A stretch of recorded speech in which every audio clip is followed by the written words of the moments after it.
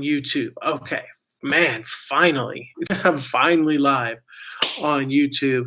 But yeah, let's go ahead and get started. Man, oh man, oh man, what a journey. What a journey. So let me wave at HDung727. So I'm doing sort of a double live broadcast. Doing a double live broadcast. Got a couple viewers, 3 viewers on Instagram, 1 over on YouTube right now, 3 over on YouTube. Okay, so now we're going. Okay, geez, man, this has been what a what a morning. What a morning. Hey, coming in from Hong Kong, Salt Lake City. Oh man. All right, fantastic. Well, welcome everybody. Lily Pad. Nice to see you, Lily Pad. Okay. Glad to see you dropping in on the streams, not just talking over interviews. So yeah, let's do it. Yeah, I don't know what's been happening with YouTube. Was I able to at least buy a cup of Joe? I made one earlier. I wasn't able to like go get one because I was just focused on trying to get the stream working. I was trying to get the stream working. I had my phone out and I had all these settings that I was trying to toggle. I was trying to nice toque, beanie. Yeah, I was trying to get the stream going outside, and everything was set up. I had the thumbnail, the settings, I had everything ready to go. And then the second I pushed live, it just decided to not work. And so I tried like different, VPN servers. I tried this, I tried that. I tried plugging in different things. And yeah, I don't know what happened with that. So anyway, I guess we're back in it. And like I remember, like an idiot, I remember like 3 or 4 months ago saying I'll never do a YouTube like live stream from my phone again because it never works. And then I tried it. And then I tried it today. And again, the same result. It never ever works from my phone. So I'm gonna just I guess I've just got to work with this. You can see my fridge in the background, a little bit of my e-bike. I was going to take you around. I was so excited about this live stream. It's like, okay, I'm going to put the phone here and I'm going to have the microphone hooked up and I'm going to narrate as I kind of drive around my neighborhood of the city on my e-bike. And like the microphone should be able to cut out the wind noise and stuff like that. So I would have used this. And I was really excited because I'd be able to kind of narrate like this place is where I do this and this is where I do this. And you see people doing this, like an old neighborhood kind of in sort of the eastern part of Chengdu. It's a great area for food and local life. I would take you by that mural that I highlighted in one of my videos and like see the kids going to school and stuff like that. But nah. So yeah, what's been going on with everybody on the stream? Where are you guys watching from? What are you guys what's new in your life? What's going on? Yeah, this is just a conversation. I've got nothing really on the agenda for today. I mean, at least not as of yet anyway. If I think of anything, I'll write it down and then talk about it. So yeah, just yeah, let me know what's going on with you guys. Yeah, we're done at SCU. Finance is okay. So I think that's funny. Apkabai, what's going on? I hope I said your name right. Finance is okay. King of Queens from New York. Hello from NYC. Well, hello to you, Rubber Fant over there on Instagram. I'm doing a double live stream. New York. Oh yeah, YouTube sucks. Yeah, I kind of agree, at least at the moment, because with YouTube, when you do a live stream from YouTube, from mobile, they've minimized all of the settings. So you can't troubleshoot what's going on from a mobile stream. Like you can't, hey Richard, how's life? Yeah, you can't troubleshoot the settings on mobile. Like you can't see where you can plug. There are no like audio settings. There's no video settings. There's no this, no this. and like they say, we want to do it to make the experience more streamlined and make it easier. But then when something goes wrong, you can't figure out what's happening. Okay, Wonder China from Compton. Oh, you're in Compton. Hey, you take it easy over there. Okay, We Are Roses coming in from California. Finance, um, asking about Spring Festival. Yeah, let's talk about Spring Festival. Um, SCU, Sichuan University, is done, so I'm finished with all my work. I'm finished with everything. So now's the kind of is the time of year where I sort of reorganize my thoughts. I reprioritize what I kind of think is important, and I kind of figure out what do I want to do in the coming months or in the coming year. Um, which is why I don't post on YouTube this time of year. I always try and take a break during the winter months. One, because I'm sort of depressed. Like most days are really overcast and really nasty and all that. But recently, it's been quite good. Um, so I have been going out and about with the wife and meeting up with a few friends and doing this and this. I had my birthday a couple of days ago. Yeah, 2 days ago had my birthday, so enjoyed that. Had some nice food, just a quiet one, really relaxed. Um, but yeah, yeah, that's exactly right. Yeah, I use the spring festival as a time to kind of reflect and reprioritize. And so, I will uh, Old Orleans, France. Oh, Old Orleans. I think they just call it Orleans. But yeah, I've been thinking about the job situation. I've been thinking about like leaving SCU and finding other employment. That's not really a secret or anything. But yeah, I'm going to go somewhere I can get a little bit more money. There's international schools that are offering big money for the same sort of job. Yeah, it's going to be, working a lot more, but really I feel like I've spent a lot of time in China working at, big name universities, and I've been building up a solid resume in terms of my qualifications, in terms of my certificates and this and that. And yeah, I think it's time to get paid for it. I've been here for 8 years. It's time to leave the uni, find something with a little more money, and save some, you know. Hey Marcus, how's life? All right, there you go. Jack is coming in. Um, SPDF. Yeah, I am still teaching in Chengdu at Sichuan Uni. Yeah, but I'm leaving. Hey, from Taiwan, CYR Sear maybe. Got to get that bread, man. Hey, John. Yeah, long time no see, John. You pretty much catch every single live stream that I do. So yeah, fantastic. Um, yeah, it's time to. Yeah, when I worked at Guida, pay was 4K a month. I was making double what the Peace Corps was. Yeah, that's right. When I was working at Lanzhou Jiaotong University back in 2012, yeah, the pay was 4,000 a month, and yeah, it's just it's unsustainable. Because what if like you want to move cities, or if you want to go back to the home country or whatever, like yeah, you with with university salaries is just not a good thing. So yeah, I would like to save some money, and just live better. I've put in the time, I've paid my dues. It's time to cash in. It's time to cash in. So that's what I'll be doing. It's gonna be good. Um, I can teach history in an international school. Yes, I've already made contact with a couple of schools. One who needs English and history. One needs English, history, and geography. I'm not really necessarily qualified to teach geography, but it is something that I'm good at and that I'm interested in. So maybe. Um, yeah, international schools are the way to go. Hopefully, I can stay in Chengdu, but there might be a couple um, that are in other cities. Who knows?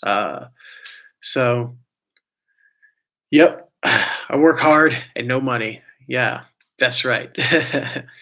You can get an American teacher certification online. Yes. That is something that I have looked at. I've saved a couple of websites. Um, and yeah, in the next couple of months, I will be deciding whether or not I want to do that, get that American teaching certification. Hey, Teresa from Vancouver. Alex saying Chongqing is great. I really like Chongqing. Chongqing's one of those cities that is very polarizing. It's very polarizing. People either really love Chongqing or they really hate Chongqing. But I really like Chongqing. I think it's a fun place. So, Lilypad, have I thought about doing videos on history? Yes. I have done videos on history in the past. I haven't done any in a long time, actually. Um, so my original idea was to go through every Chinese dynasty and condense the main events down into 5 minutes or less. It's called something like Chinese History Made Easy or Easy Chinese History or something like that. And I went through the Xia and I went through the Shang and I went through the first part of the Zhou dynasty. And then after that, when you get into the second part of the Zhou dynasty, then you start getting into like the spring and autumn periods, and then the warring states, and like it gets very complicated. And I was like, how on earth do I condense all of that? And I think I have a script that's mostly done that I did like years and years ago, but I was never able to finish it. It might be something I could revisit. Um, but yeah, we'll see. Okay. Yeah, let's check. Let's check. Okay, Jiang Huanggua. Okay, how's it going over there, Jiang Huanggua? Okay. Uh, Che Guevara is in the chat. What's up, Che Guevara? No title, no money. Is it harder to get teaching jobs for arts degree holders? 4 years. We were set for Shenzhen before the virus shut down everything. So when you say arts degree, you mean just like a degree in art. I had a coworker who had a degree in art history, and he was teaching English at SCU. But I mean, he had like a TESOL and some other certificates for teaching. But as long as you have a 4-year degree and you have some sort of like English teaching certificate, like a TESOL, TEFL, CELTA sort of thing, it's pretty much fine. But yeah, the virus did kind of shut down everything. When I worked in a college in China, I had a big title and respect at the college, but I was really poor. Yeah, that's the thing. When you tell people that you work at a university in China, people go, "Wow, that's really cool. Like you're a university teacher. Like that's a real teaching job, not like working at like Happy Giraffe or some weird no-name training school." Yeah, if you work at a uni, you get respect from the locals, especially, but you don't have any money compared to like your expat friends. But like to be fair, your expat friends who might work at I2 or Happy Giraffe or something, they're going to be working a lot more than you. They're going to be working virtually every day or 5 days a week. Whereas at a uni, you might work 2, 3, maybe 4 days a week. They'll have maybe 25 classes a week. You'll have 16 or something like that. So, yep, that's it. Let's see. Christopher, what's up? I've been watching you for years. I'm not a real social guy, but I enjoy watching your channel a long time. Well, thank you very much, Christopher. I appreciate the love and support. Love your face. Love your face. Remember to try all of the things from Christopher. Yeah. I don't know. I may get into that. I'm not sure. Let's see. It's nice having choices. Yeah, that's the thing. Like when I apply for jobs here in China, the thing is I have lots of choices because I have a really solid resume. I have a really solid CV, and like I've got 8 years of teaching experience in China. There's not a lot of people like me in China. There's not a lot of people who've been here for like more than 5 years, let alone 8, and let alone like, I think I've spent 7.5 of my 8 years in China at universities. And then that little time in between, I was teaching like all ages. Like you don't get a lot of people like me. So it's time to cash in. Steve Caldwell, history and sociology. My wife has a degree in fine arts. I have a 120-hour TESOL and a 4-year degree. So, yeah, I have a degree in history and a minor in international studies. So, yeah, that's fine. And I have a 120-hour TESOL. I also have a CELTA. Hey, Sasha, how's it going? I also have a CELTA, and I have like 3 TKT certificates, like one for each module, like the highest score on that. And I'm looking at a couple of others. Getting a couple of others. So, um, so yeah. Let's see. Teaching salary is 10,000 per man. There's nothing now. Cost of living is expensive. Yeah, the cost of living has really jumped in China quite a lot in the last like year, especially. Like the price of meat has like doubled over the last year, and like the prices of vegetables are creeping up as well. The prices of going out to eat is creeping. Like all the prices are going up. Rent, everything, and then the wages are staying about the same. It's getting harder. So that's another reason that I want to get a better job. Hey, it's Andre. Yes, long time no talk, Andre. Yes, Andre, good fella. I hope he's Oh, are you okay? Andre's back in Arizona. Okay, so no longer in Thailand, I see. Um, no international travel on the horizon. You got a motorbike. I saw your post on either Facebook or Instagram about you traveling around. But that's fantastic, Andre. I'm glad you're out there living your life. It's a good time. Um, I don't know when I'm going to be visiting the U.S. again. I with hold on with with life being the way that it is, it's hard to say. So, Steve, did you find the Celta worth it? I did personally because, like, the Celta, yeah, it's expensive, but but you got to think about what the Celta can do for you, kind of long term. Because I enjoy teaching. I enjoy teaching English. It's something that is really fulfilling for me.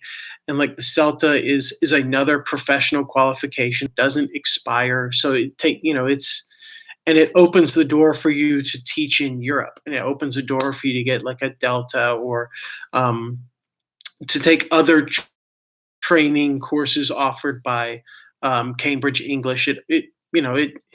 It offers options later on down the road. You can maybe become an IELTS examiner. You can do a lot of things with a CELTA if that's something like if English is a lane that you want to stay in. So you get that, and plus it's like with the CELTA, it's standardized. They have internal and external auditors that come in and audit the course and make sure that the standard is where it needs to be. So it's in terms of the course itself. I did find it worth it because it was really good about like I have all these habits that I have as a teacher, like all these little habits, and I don't know why I have certain habits. And what the CELTA was really good about was kind of illuminating those habits. Like, oh, you do this because it actually helps you do one, two, three. And the reason that you connect this part of class with this part of class is because you're trying to do this, this, this. I'm like, oh yeah, that is why I do that. So it sort of made the unconscious conscious, and it was able to make me kind of be more yeah, just to be more conscious about what I was doing. And then it allowed me to be more deliberate in implementing different like exercises, different methodologies, and things like this. So that's yeah. Basically, yes, the CELTA was worth it. Well, tons of comments flowing in. Lilypad Wonder, China, Jamaica Funk. What's up, Jamaica Funk? How's it going? Let's see. Any thoughts on Vietnam? Vietnam versus China for saving and making money. Well, Vietnam, I've had friends who've worked in Vietnam and worked in China, and they've told me that, yeah, it's easier to get a job in Vietnam, but your money doesn't go as far in Vietnam. Yeah, you can make good money, but your money doesn't go as far. So in terms of the cost of living versus what you make, it's not It's not as good as China. I don't think there's an ESL market as good as China in terms of, cost of living, your salary, and what you're allowed to do. Like maybe in like Saudi, like if you're going to go to Saudi and live and work, yeah, you're going to make so much money, and your cost of living won't be super high. But like in Saudi, there's not a ton to do. There's not a ton of stuff to do in Saudi, as far as I'm aware, and the Middle East in general. Yeah, there's a lot of restrictions in the Middle East. Yeah, Steve. So you want to teach in the Middle East? It's very, very competitive in the Middle East. Um, so yeah, you have to have a CELTA minimum. A lot of places want CELTA plus teaching experience after your CELTA, and then they might want a Delta or they want some other things. They want a master's. It's really competitive in the Middle East. So CELTA is it's your baseline. Anywhere that's not China, they're going to want a CELTA pretty much. So yeah, let's see. Wonder China. I'm black. I want to live in China. What's the steps I should take? Well, same as everyone else. Like same as everyone else. Um, you know, uh, I don't. Yeah, I don't think there's anything different that you should be doing. Um, just apply for jobs like everybody else and just see what happens. So let's see. What you eat today in China? I like your food videos from try all the things. KFC pizza, the pizza video. Yeah. Um, yeah, I don't have any kind of specific thing. Well, actually, for my birthday, I made a tiramisu. I've never made a tiramisu before, so I've been going crazy on that the last couple of days. I ate the last of it yesterday, so yeah, that was a fun little thing I tried and thing I ate. Made a tiramisu from scratch. Enjoyed it. Wasn't hard. Wasn't hard. Let's see. Weigh in. I think the cost of living in the States is a lot more reasonable. I think it depends what you're doing and it depends where you live. Um, yeah, absolutely. There are some things about the USA that are very cheap, like like cars and um, food and some other things that are pretty cheap compared to China. But yeah, it's certainly, at least for me, it's easier to get that comfortable salary here than in the US. But I'm not ruling out going back to the US. Let's see. Is it true you get a better deal exchanging hard currency in Hong Kong? I don't know. I don't know. Hey, Tyler's here. What is up? Fost Rains and Seb. Oh my gosh, Seba. Man, these Instagram people got some wild names. um, yeah. So, can you still eat for 10 RMB in China? Yeah, yeah, you can. You can get a small bowl of noodles for 10 RMB. Yeah, like small bowl of noodles would be 8 to 10 RMB. Yeah, something like that. So, yeah, you can do that. What websites would you recommend for teaching English in China? What do you mean, like jobs websites? Uh, let's see, what jobs websites for teaching English? If you use all of the um, what are they? All of the kind of normal job sites like LinkedIn or Indeed or places like this, it'll be plastered um, with EF advertisements, but there are still some things there. Like international schools post on those websites as well. But Dave's ESL Cafe is a probably the easiest place to just scroll through a list and see what's on offer. It's the best. Dave's ESL Cafe is probably the easiest website to get an idea of what the package is in terms of like the salary and the workload and housing situation, like accommodation. Like it's got the easiest way to just see tons and tons of jobs. So Dave's ESL Cafe. Let's see. Arizona. I have an 8 to 5 job. Yep, Arizona's super boring. Yeah, I know. um, yeah, I imagine that Arizona is that way. So, yep. Let's see. Okay. I moved back to the USA in 2018. Can't stop thinking of going back. Kenny, Pang La Wai. That's me. Yeah, I used to be Pang La Wai. Now I don't really post on my Chinese social media pages anymore. Yep, got a haircut as well. Got a haircut as well. Okay. Let's see. Yeah, no one will hire people in China. No one can enter. Yeah, that's right. All right. I think I'm going to end the Instagram stream because there's been very, very few people watching, so I'm just going to end that Instagram stream. Instagram people, if you are watching, please go over to my YouTube channel. Thank you very much. I'll see you. Now, YouTube. Yes. Okay. YouTube, I'm still here. Well, it's 47 people. Wow. I got to start streaming at this time more often. Yeah, fantastic.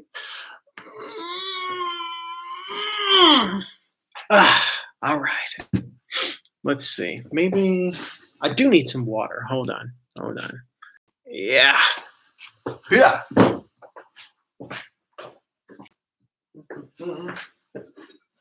Water. Well, slightly brown. Still a little bit of coffee in there from earlier.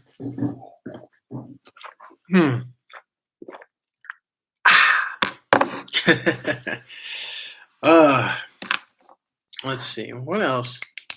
It's nice. It's nice to kind of sit down and do a little bit of a live stream. Get away from all that stupid YouTube vlogger drama. Just get back to basics, Get back to basics.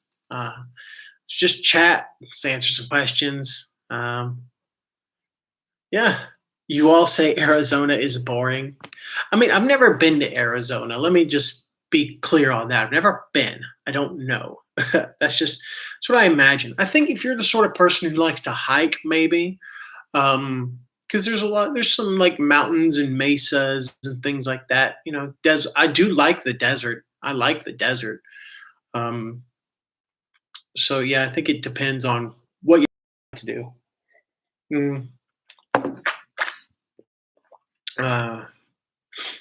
Let's see. There are more English teaching opportunities in China right now, considering COVID and foreigners who can't come back in.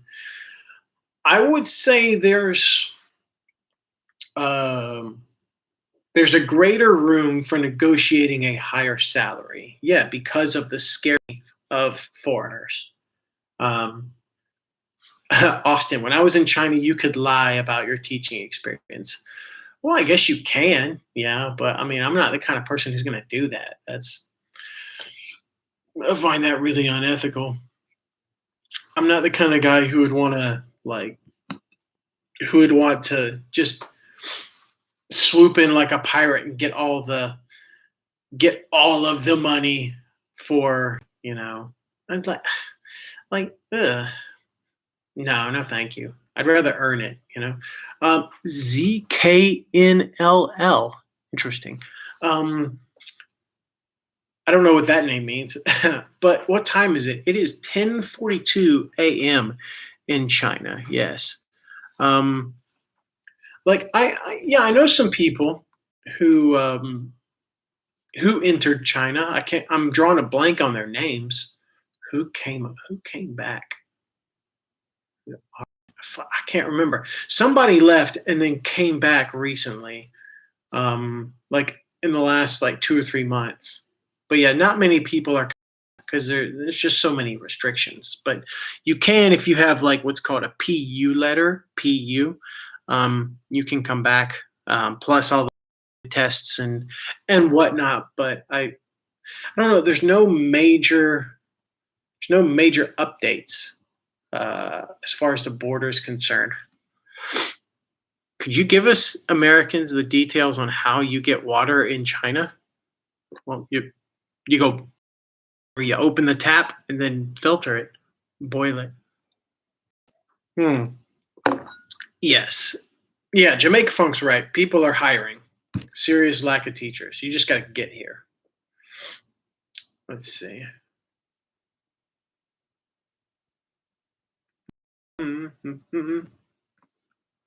Let's see. Let's see. Yali de Nacho. I don't know what that means. Okay. Let's see. Da-da-da-da. Hey, Kenny is in Iwu. All right. Yes. Well, welcome. Welcome to all the viewers from Iwu. My best friend traveled to an island right off Madagascar a couple months ago. Been teaching English to French speakers in person. Not jealous of the spiders he experiences. Yeah, I was just curious the other day. I was looking up just English teaching jobs in random places. Like there are some like islands in Papua New Guinea or just off the coast of Papua New Guinea. You can get teaching jobs at like little like French colonies or like former French colonies and like little French territories and like places in Latin America. Yeah, I looked at Madagascar. Um, and yeah, it's there's so many weird and random places that look pretty cool. Um, like I probably wouldn't move to many of those, but it's an interesting idea because like English being that sort of universal language, in tourism and things like that, and you know economics and stuff. It's pretty cool. Border will not open until March 8th. Okay. Is that the announcement now? I hadn't heard that. I figured that there would be an announcement after Spring Festival. Like I figured the authorities were going to look at like how everything was going, like if there was like a second or third wave or whatever during Spring Festival with all that movement, people going back to their hometowns, leaving provinces and stuff. I figured there would be an announcement. I didn't know there was already an idea. March 8th. Yeah. So, do Chinese visas use the points or class systems now? Yes, A, B, and C. Yeah. I'm a class B foreigner. I'm just kind of in the middle there. Has it gotten harder for foreigners to teach English in China? I mean, it's about the same. Uh, whoa. Okay. You're gonna have to tell me how to pronounce your name. Amohanchu. Okay. Um, yeah, I mean, I wouldn't say it's harder. It's just hard to get in. That's the thing. Like everyone knows that it's just hard to get into China. So everybody's just gotta just chill. We'll figure it out. We'll get there. We'll get there. Um, oh, that's funny. I like some of these chats. Okay. Mm, yeah. Yeah, Andre, I know what you mean. Yeah. Just like moving, committing full time to life in another country. Like that's a big thing. I know you're always in and out doing stuff here, but yeah, like moving here or moving to another country. Yeah, I mean, you know how much work it is. So I definitely empathize. Um, yeah. Oh, hey, Simon is in. Cool. So Simon and Jamaica are both in. So since foreigner thing has been introduced, I've still never seen it talked about or considered for anything. Anyone else? Like I don't think I don't think the foreigner. Personally, I don't think that foreigner class thing really means anything. Um, I just think yeah, I don't think it means anything because like when was the last time you used your work permit card? Just think about that. Like when was the last time you used that? I've never used it. It just sits in my little armoire over there, like with my passport and all the other stuff. Like I use my passport way more often. I used it the other day to go to the museum. Uh, which, by the way, Chengdu Museum, really nice. If you're in Chengdu, I definitely recommend going. There's a really cool um, temporary exhibit right now talking about sort of the history of Chengdu, and it's showing old artifacts that have been kind of dug up from around Chengdu.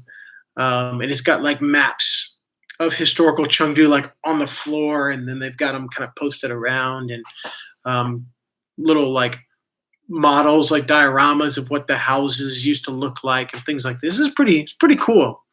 Um, anyway, um, yeah, there was talk of foreigners being treated unfairly. One teacher had his passport taken away. They were told that the Foreign Expert Bureau needed it, and that they kept declining his paperwork. I I don't know what that's about.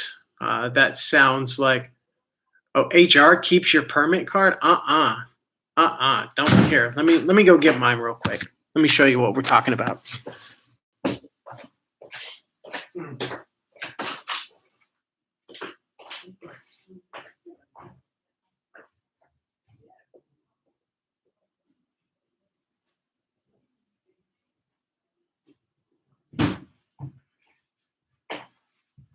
I'm coming. All right. It's in one of these two. So let's see. Okay, yeah, Jamaica. Definitely throw up that video. That would be cool. I'm always interested in a little museum thing. There's, I think with Chengdu, there's a lot more because it's a big museum right in the middle of downtown Chengdu.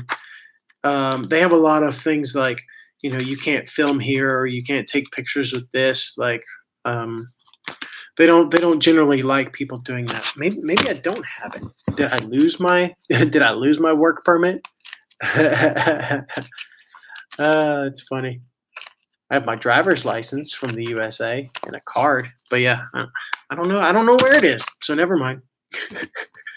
So yeah, it's just a work permit. It's a little card. It's got a QR code on it that people can scan, and they can see where you work, and that you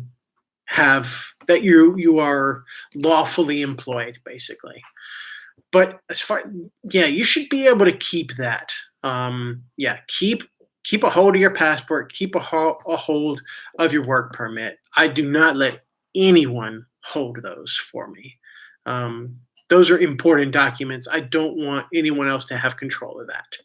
I've heard too many stories of people saying, "Oh, HR has my passport. HR has my this, this," so they can kind of do what they want to you. So I don't let anyone keep my stuff, because I've had issues with that as well, a few years ago. So yeah, I was just going to show the back. I was going to put my thumb over it, but I don't know where it is. It's weird. I thought it was in here. It's probably in a little. It's probably in another little folder. So, yeah. So, if you have a driver's license in the USA, can you drive in China? Yeah, that's why I got it. I got my US driver's license because then if you have a USA driver's license, you get it translated, notarized, and then you can take the written test in China, and then take an eye exam, and then you've got a license. It's a pretty straightforward process. So there you go. Let's see. Cheers from Denver, Colorado. What is up, Gabo? Gabo Prado. I was looking at Denver, Colorado. Yeah, Denver might be a place, like, if and when I move back to the USA, Denver might be a place that I go. So I might see you around. Yeah. So, yeah. Yeah, don't see. Okay, let's talk about the driving thing. Let's talk about the driving thing.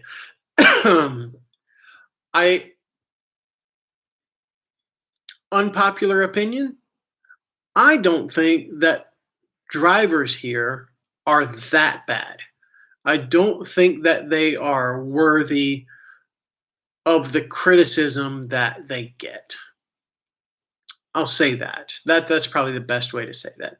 No, they're not the best, but I don't think they're worthy of all of the flack that they get. Um, because the way that driving here works is different than it works back home. Like it so for example, in the USA, when you go get your driver's license, it's all about rules, rules, rules, rules, rules. And then like your driving test, your practical driving test doesn't even really matter that much. Like it's just basically like, does the person in the car like supervising your test, do they feel safe? Like that's pretty much it. I did it last year. Um, or I did it earlier this. Yeah, I did it last year. Last time I went home, I did the test, written and practical, and it wasn't a big deal. But here in China, when you're in driving school, like it's all about can you do this and this and this. It's all about like can you maneuver? Can you like their focus is on yeah you got to know the written thing, but it's like can you maneuver in between these cones safely? Can you parallel park exactly this way? Can you do and they teach people to be really really defensive drivers in China. Like you can you can do these kind of crazy turns like what we would think of as crazy turns or crazy maneuvers in China, but you're also always looking out for other people also doing the other crazy turns. So you're hyper aware of every little movement that's going on around you in China. So everyone's super defensive and they're driving a little bit more aggressively, but they also know that everyone else is driving more aggressively. So it sort of balances itself out. Everyone knows what's going on. I don't, and I also just think it's a time thing. The longer you spend in China, the more you kind of get used to it and you figure out the way that people think and you figure out the unwritten rules of the road.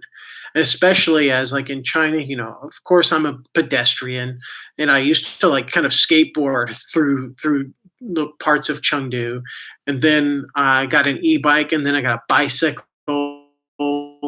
And then like so I've had all of these different modes of transportation. Yeah, like Lily Paz said, yeah, they're amazing at parking and dodging other drivers. Yeah, that's right. So yeah, once I got a bicycle, man, it yeah, it was much easier to figure out traffic. So yeah, what other nation has 1.4 billion people in neat, tidy, organized traffic? Uh,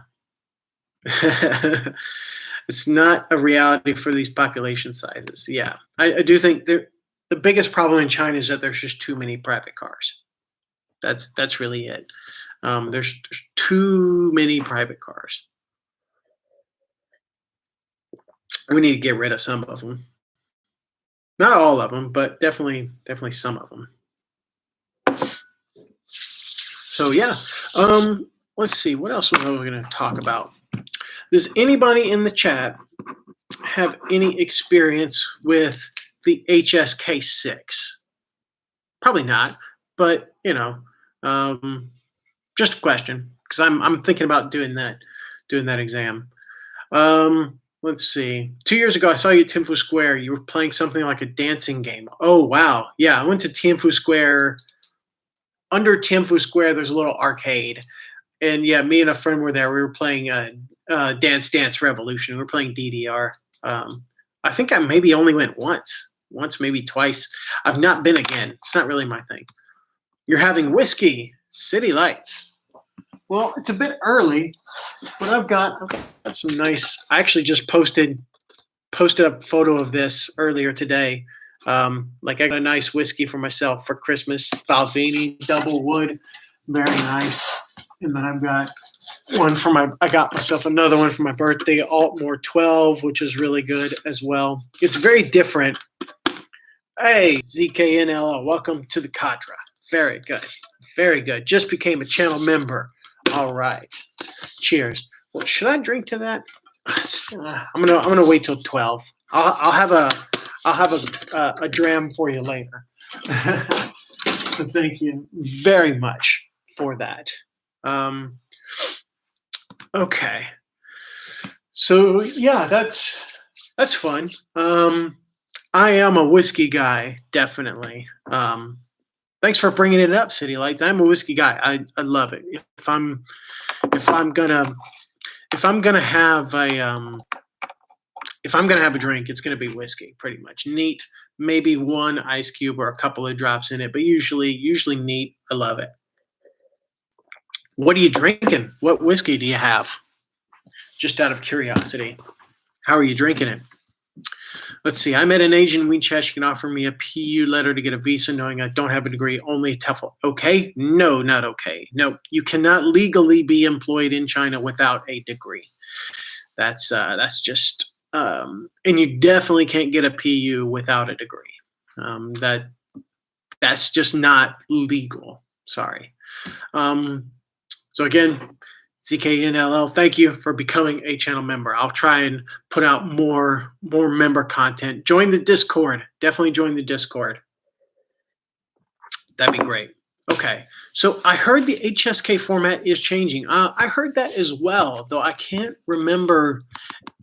I know they're going to introduce more levels, but I don't know the specific thing. Like, I think they were going to do it for 2021. It's going to be coming into play this year. So I do have some books. Hold on. Yeah.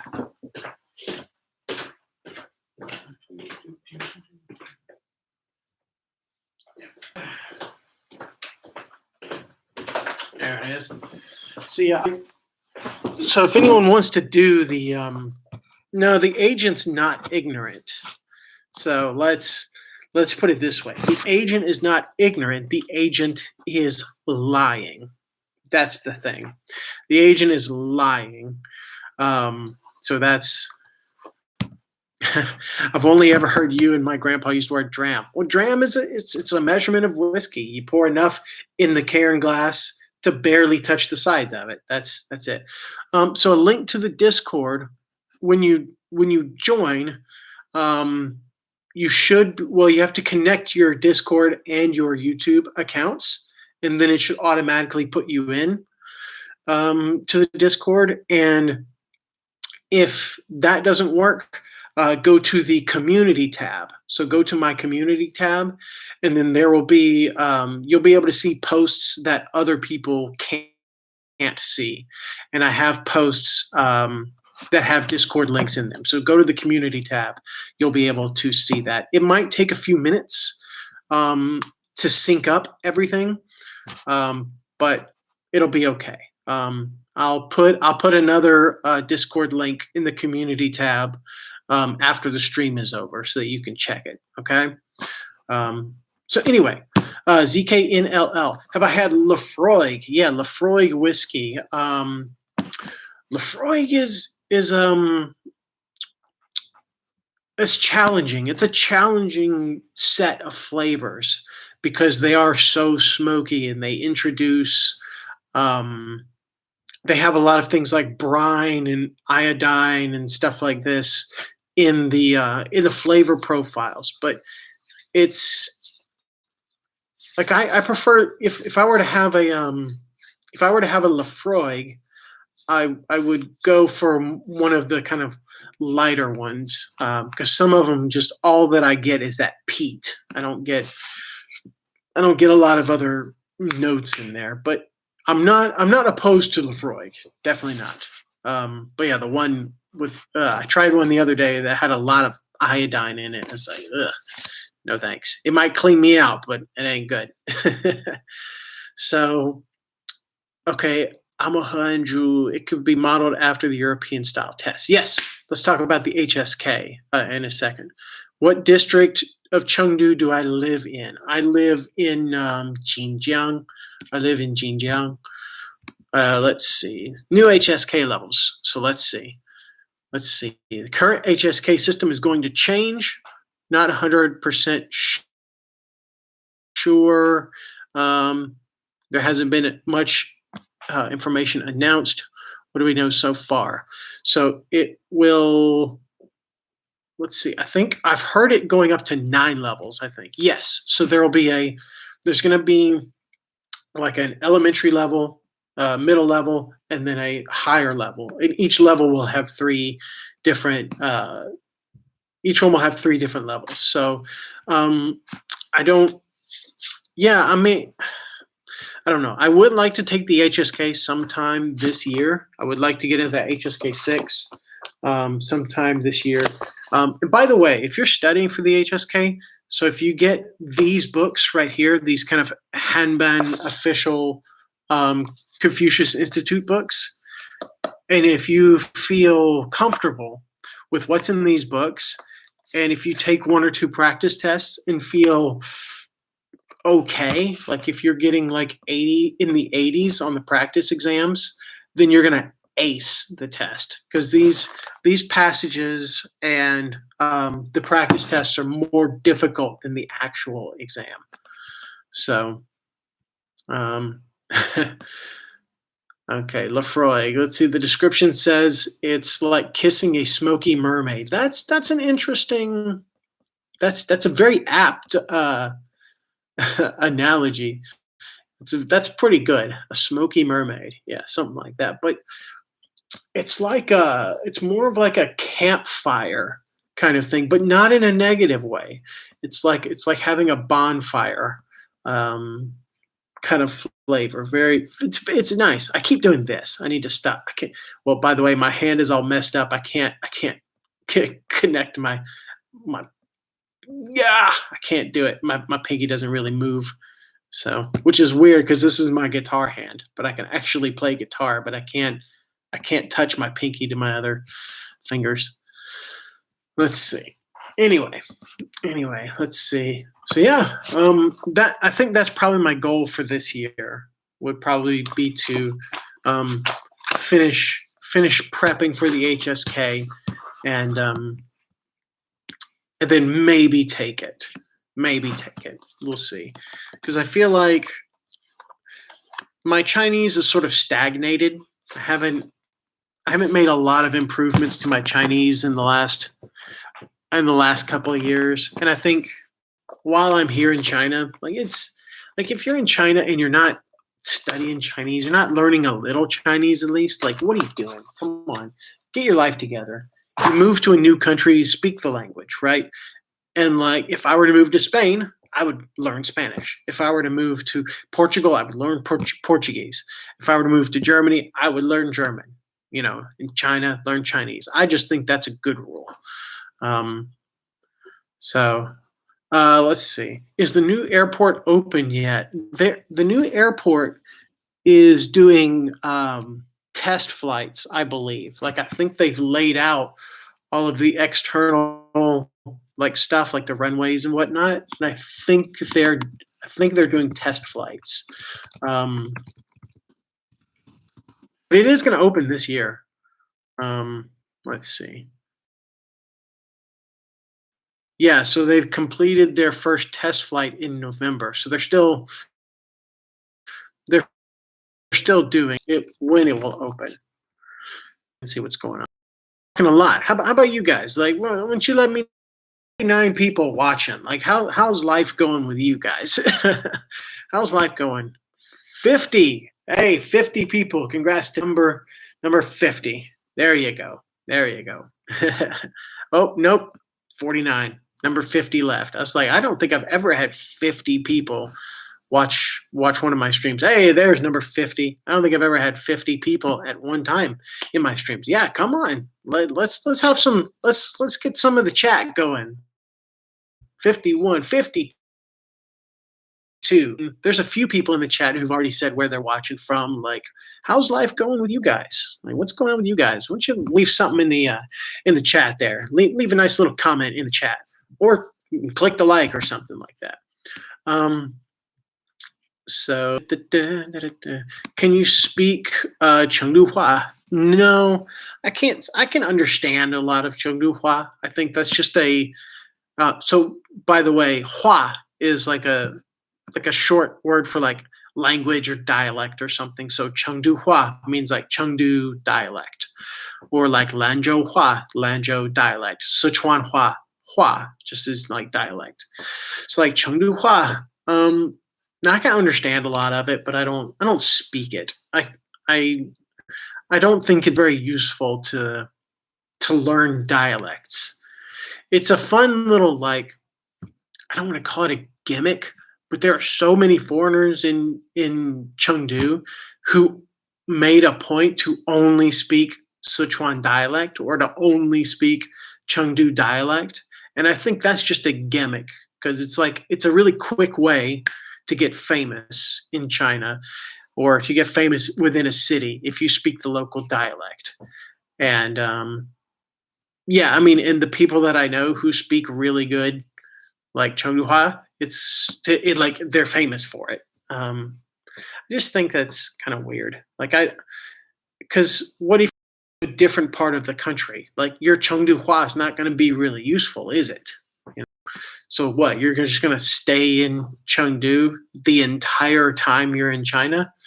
Like, no, you need to learn standard Mandarin first. And if you find a city that you really love, then yeah, go into that dialect anyway. Hey Jeff, how's life? You miss Chengdu, stuck in the USA? I mean, F's in the chat. Sorry. you know, hopefully the border will open back up. Um, everyone will be back here before too long, hopefully. So March 8th is what ZKNLL keeps saying. So we'll see. Let's see. I live in an area where Cambodian culture is very prevalent, so I focused a lot of my learning on Khmer and understanding the culture. Fantastic. Man, sitting at home alone in Shenzhen, not allowed to travel. Mrs. ran away home to Nantong. It's horrible. All this free time to make videos and play games unabused. Yeah, it's all right. That's all right. I got offered a job in Shenzhen yesterday, but I'm not taking it. I don't hear good things about Shenzhen. Ugh, I don't hear good things about the city. Plus, the salary wasn't high enough. Yeah, there you go. Ooh, lily pad. So a shame. 10 years of marriage and still basic in Mandarin. Gotta gotta get that Mandarin up, boy. Get that Mandarin up. Um, I mean, some people I understand if someone's working like a training school job, for example, like they are working 9 to 5, and maybe the last thing they want to do is study Chinese. Like I get that, but I still think it's important because like studying Chinese makes life so much easier. It makes life so much easier to navigate through. Like going out and shopping is not a challenge. Like having a problem or like going to the police to register your accommodation is no longer a problem. Like having like talking with people on the street is not a problem. Having to deal with like government paperwork or taxes or things is not a problem. Like it just makes like paying your utilities is not a problem. Like nothing, there's no issues anymore. Paying for your internet, doing all these basic functional things become zero problems. And then China's not really a challenge anymore, at least in terms of daily life stuff. If you just learn a little Chinese. I prefer Shanghai 1,000 times more, to be honest. Yeah, I can see the appeal of Shanghai, actually. Like, I do not see the appeal in Shenzhen. I don't see the appeal. Nothing about Shenzhen attracts me at all. But like Shanghai, I could kind of understand it. Like this former concession city, some foreign architecture. Like it's at the forefront of the Chinese economy. It's on the coast. It's connected by a lot of places on the rail. Like there's a lot of expats there. High salaries. It's yeah, it's a cutting edge sort of city, but it's got history. Uh, Shanghai's got history. They destroyed most of it, but like it's at least got like a legacy. But Shenzhen just like, hey, 1970s, 1980s, we're gonna make this fishing village a big mega city, and then they did it. It's like my friends who have been there said it just feels soulless. Like there's no soul in Shenzhen. So it doesn't feel good. Doesn't feel like a place that I would want to go. Let's see. Hmm. Sorry about that. Making you miss Shanghai. Well, cheers to Shanghai. Uh, who knows? Yeah, I like Shanghai. It's all right. I don't know if I really want to live there, but I mean, I've been a couple. Yeah, when you're back in the constant motive to improve and to grow. Yeah, absolutely. But in China, because you're surrounded by Chinese all the time, you have to. Like I did that video about learn nobody, and I was the only foreign student at that university. And my teacher gave me this book that was just Chinese characters and like no opinion, no English or anything.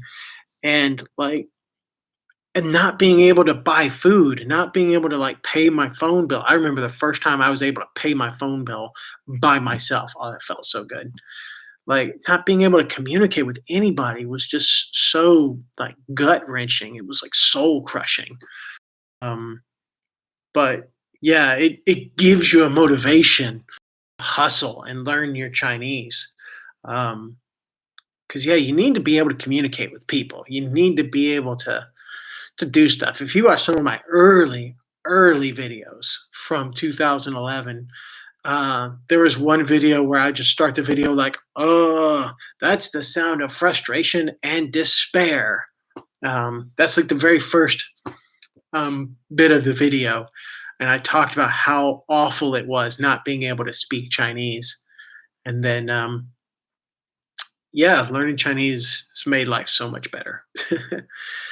uh, yeah. And what's great now is that there are so many apps on your phone um, for learning Chinese. There's so many great apps for like creating habits. There's one. There was an app one of my friends was showing. It was just a like a habit forming app, maybe Life Way or Way of Life. Way of Life was the name of it, and it's a way like, hey, you studied Chinese for 10 minutes today, and it gives you like a green check, and it gives you like a streak, and things like that. It's cool. It's a good idea. Yeah, just 5 or 10 minutes a day. That's something I need to do as well. I have a partnership, an affiliate with a Learn Chinese uh, program or app or website, I guess, that I'm going to be making a video for later today, and I'm excited about it. I'm excited about it.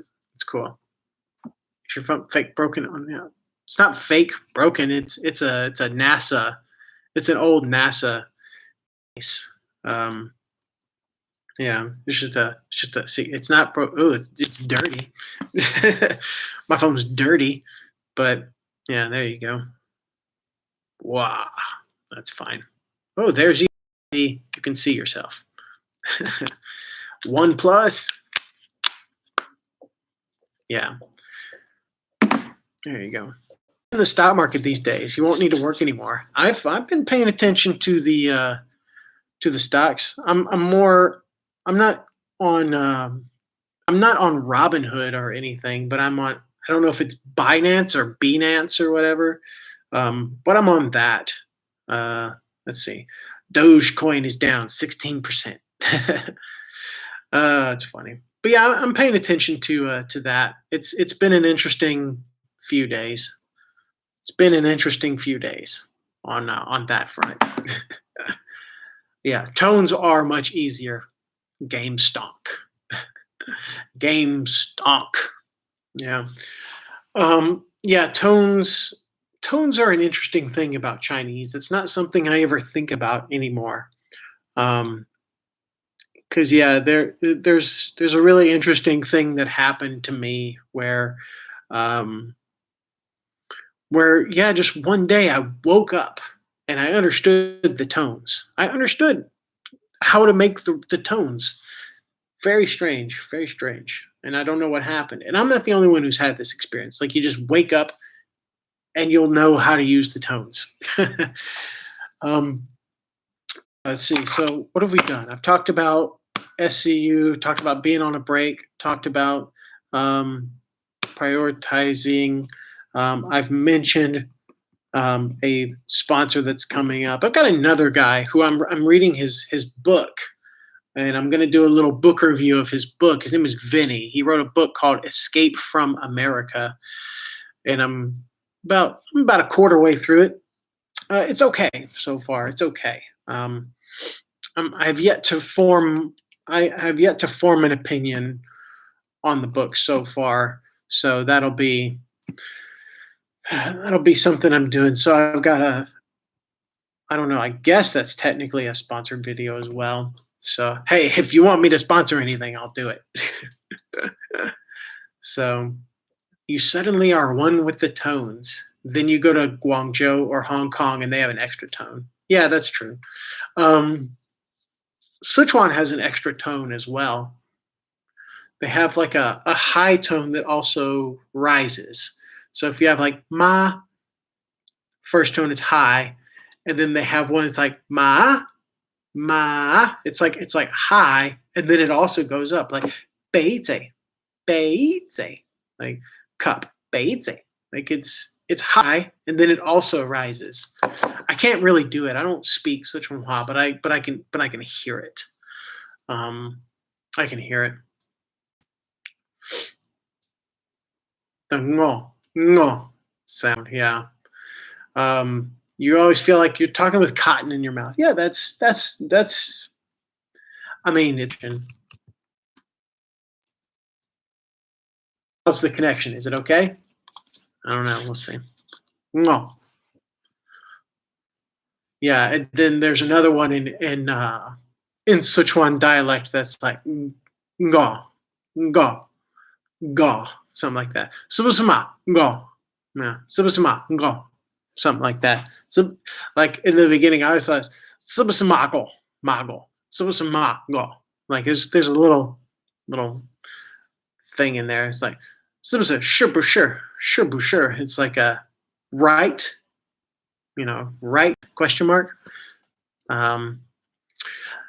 Yeah, I think with Chinese, Chinese is a really difficult language in the beginning. In the beginning, it's very difficult. There's such a steep learning curve because there's all these little tones that connect together. There's all these new sounds that you've never heard before, and the idea of like the flow and the up and down, the intonation of the language.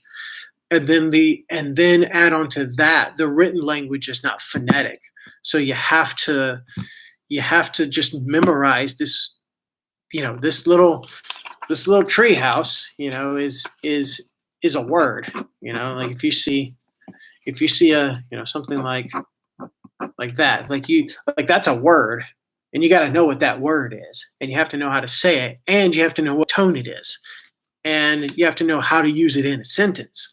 There's like all these weird little things, like if I don't know, if you want to use any sort of sentence of any length, there's a lot to think about.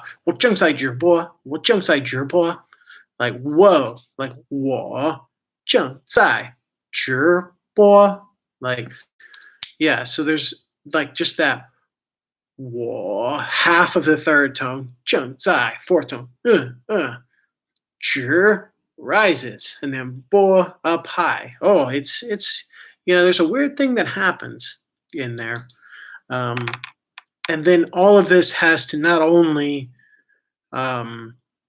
know how to, like, it's not just learning how to do it with each individual word. You have to learn.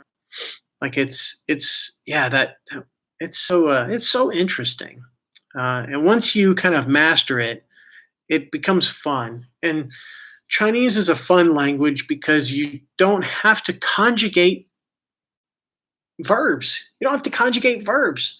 How great is that? Whereas like you take Spanish, it's like oh, as, amos, ice, an, or like that's just for the AR, and then you have the ER, and then you have the IR, then you've got reflexive verbs. Like you've got all these different types of verbs, whereas in Chinese it's just you know um, you've got just verbs, and then you add in a past tense word, or you add in a future tense word, or like you add in a word that means that verb tense. Like 我会, like I will, or 我要, I want. It could also mean I will, or le or 过 for the past tense, and then like that's it. If you're doing something right now, you could say 在. If you're doing something right now, you could say 正在.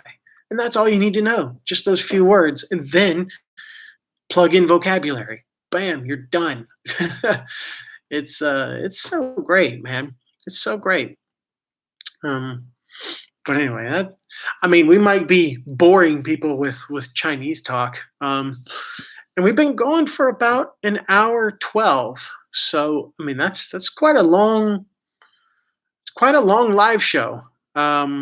So yeah, if there's anything else you guys want to talk about, just leave it in the comments. We'll do one or two more things, but we're gonna be wrapping it up. Thanks, John. Give Austin a like on the video. Yeah, I appreciate that. Yeah, I appreciate that because it's an hour of my time, so at least a like would be good if nothing else. If nothing else. So, is it adjective then verb? So adverbs are after. Let's see, adjective then verb. Well, so why would there be an adjective before a verb? Let's see. The 帽子是灰色的. So like 帽子, so verb, and then there's an adjective after that. Or no, it's not any different. It's not much different than I haven't thought about Chinese grammar. I just know how to speak it. Let's see. No, it's oh, hey, thanks, John. I really appreciate that. Yeah, I really appreciate that. Hey, so I've made $2 an hour. So yeah, I've made $2 an hour. Oh, and then ZKNLL became a channel member. I'm not sure what level, so that's at least $4, maybe $4. I think my lowest channel member tier is $1.99. So that's $4 an hour. Bam! I'm raking in the cash. I'm raking in the cash. But yeah, the thing about YouTube is like, why? If I were to do YouTube for the money, then I would have to be one of these like uber nationalists. I'd have to be one of those uber nationalists, or one of those super like xenophobic, like I hate China kind of things. Like I don't want to be either one of those guys. Like you either got to be like Guelo or Jerry, or you've got to be Winston and Sea Milk. Like that's how you get money, right? I'd rather just have some self-respect and then chill. Like I don't feel like I need to push an agenda. I don't think there's any use in that. So, well, but why? I don't know why you're asking this question. Adjective then verb. Well, adjective describes a noun, like it describes a noun, and then an adverb will describe a verb. So that's a weird question. So when job hunting, how do you know if a recruiter is a liar, even though the websites for legit schools look like scams, or from the 90s, even when they aren't? Yeah. So okay, let's talk about this one. Let's okay. How do you know if a recruiter is a liar? Well, you just okay.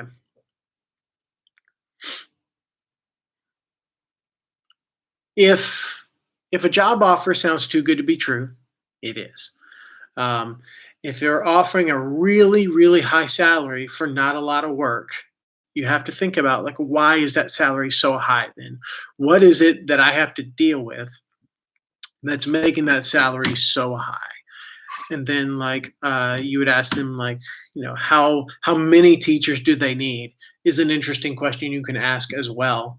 And then, uh, how many, if they say they need 8 teachers, then you go, whoa, hold on. But like, it's not necessarily that some recruiters are lying. It's that they maybe aren't telling the whole truth. Um, and like, honestly, I think the way that you know if the recruiter is representing something accurately or not is to just go on all the job sites and see how many things are on offer. You have to know what the market is like. You have to know what's being offered in certain parts of the country. So I would say figure out where you want to go first. Where do you want to go? And then what sort of work do you want to do? Like primary school, middle school, high school, international school, university. Where, what work? And then figure out what your qualifications are. Okay. Do you have TESOL, TEFL, CELTA, whatever, whatever.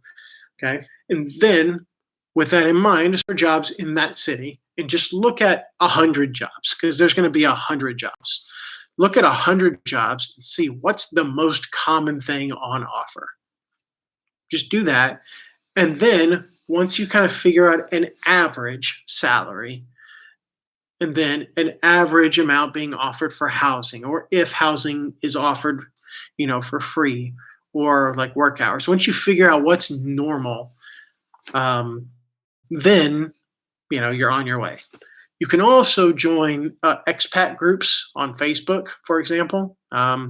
There, or you could join my Discord via the via channel memberships or Patreon or buy me a coffee. That's fine. And then like you can just ask me straight up like this about this job offer. So I mean, yeah, it's yeah, you just got to know what's for real. You got to know what's.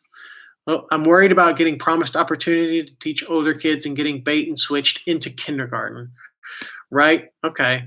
Well, I don't think that doesn't happen very often. If you get hired at a middle school or a high school, then you can check your contract, and you can talk with, because you're going to be interviewed by someone from that school, and then you're going to be signing a contract, so you got to check the contract and stuff like that. So there will be plenty of steps along the way to figure all that out. And also like I prefer to just contact schools directly, at least for your first job in China. Your first job in China, contact schools directly. EF is a really common first job in China. It's not the best job, but it'll get your foot in the door. I2 is another first job in China. It's not the best job, but it'll get your foot in the door. And they're at least doing things kind of okay over there. Wall Street English is a good first job in China. Actually, I know a lot of people who love Wall Street English. Big ones like that are fine for first jobs. And then once you're working that job, then you can start to look around for what's really on offer. You get into China, you join the WeChat groups, you join the jobs groups, and then, it's cool. You can also ask people who've used recruiters before. I never have, actually. So I'm not the best person to ask about it. I've never used a recruiter, ever. So I don't know.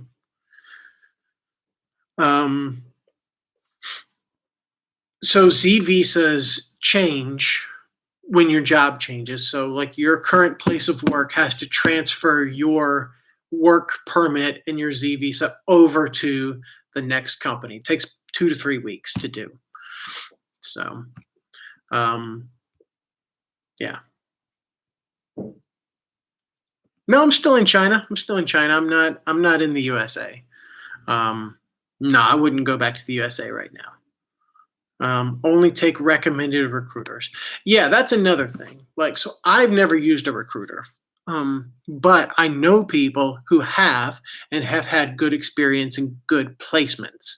So, you know, then I would be like, who specifically was your recruiter? What's her name?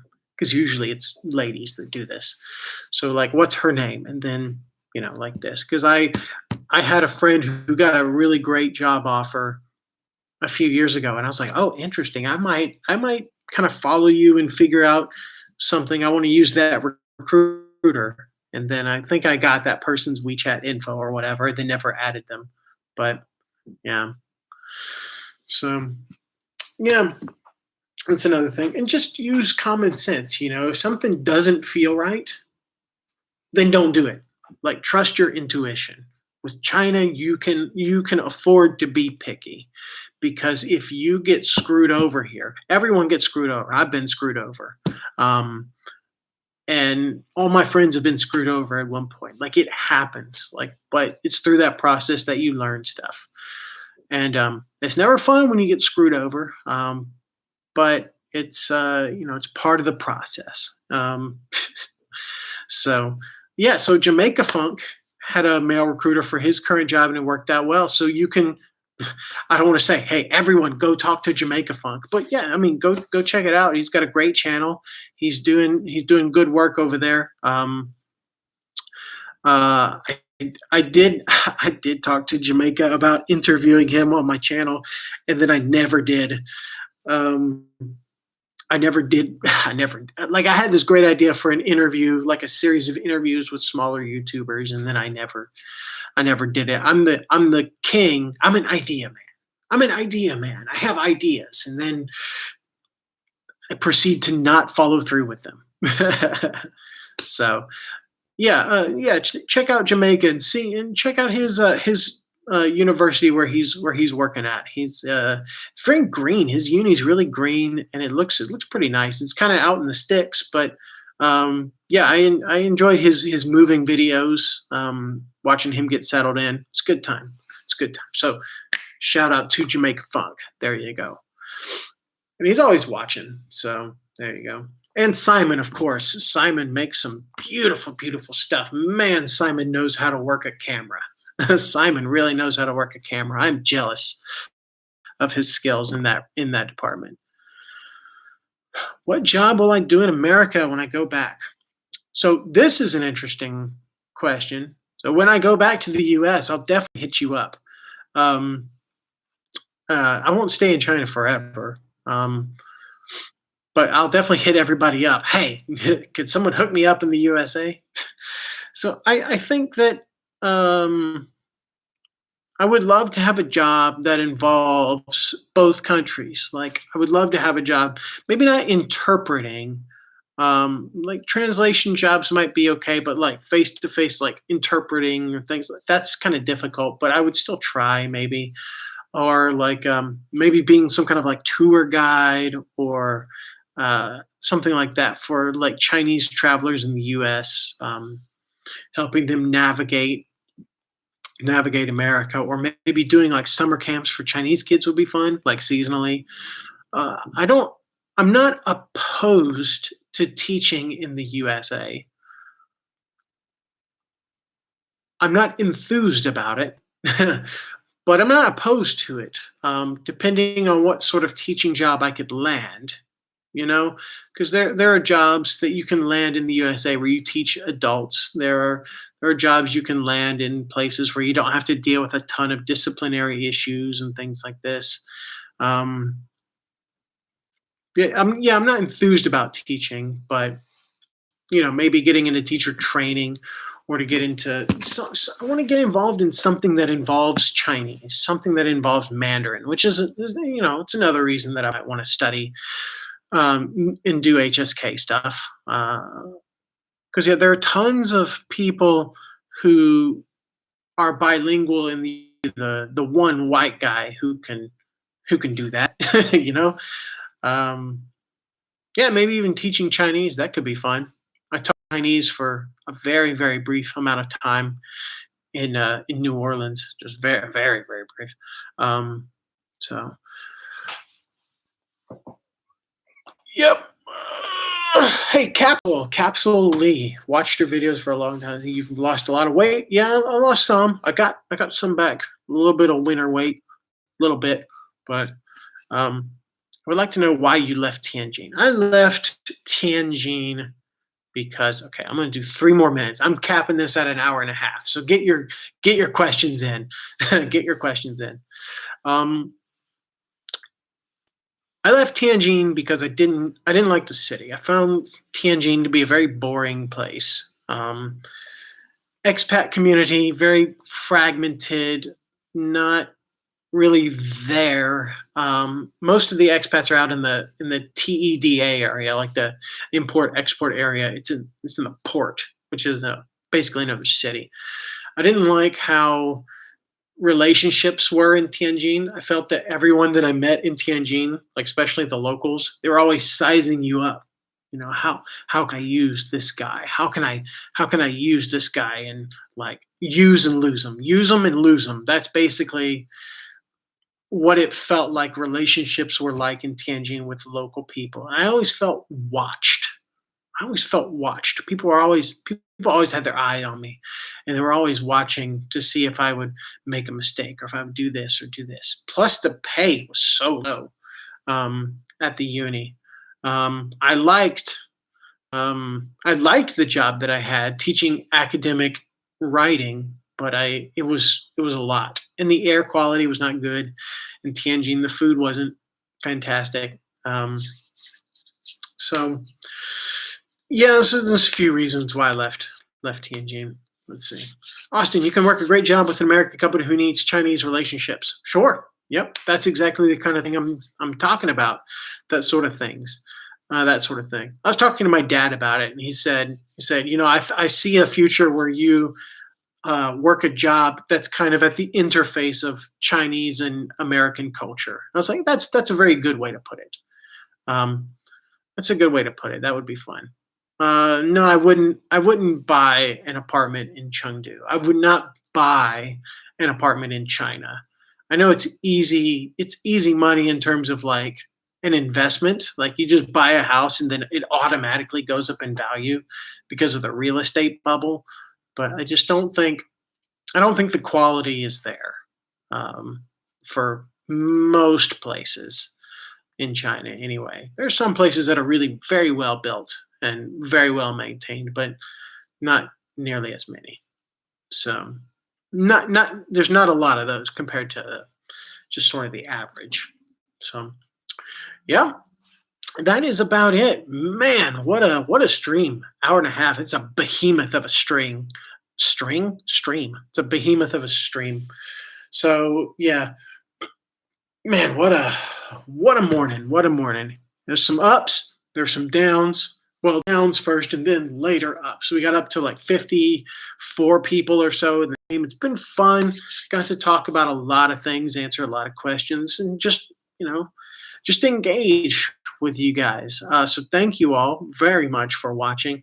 Thank you to ZKNLL for becoming a member. Shout out to you. Thank you to John for the $2 super chat. It's been real, guys. Yeah, so the next video you'll see from my channel will be a cool little sponsored video from a product I wish I had thought of for learning Chinese, and I'll answer a question that someone asked about learning Chinese within that video as well. And then I might be doing that book review after that. And then I've got some ideas for some just very short, quick videos. I'll be pumping those out. I'm going back to my wife's hometown next week. And so I'll probably be doing some live streams from her hometown. And I'll see if I can figure out the mobile streaming because I would love to take you around that little town in a live stream. We'll see. We'll see. It all depends on YouTube. It all depends on YouTube. So I've enjoyed it. I've enjoyed it. Thank you, Capsule, John, James, ZKNLL, Win, John, Jamaica Funk, Simon, everybody out there who've stuck with the stream. I appreciate you very much. So I love you all very much, and I'll speak with you again soon. Goodbye.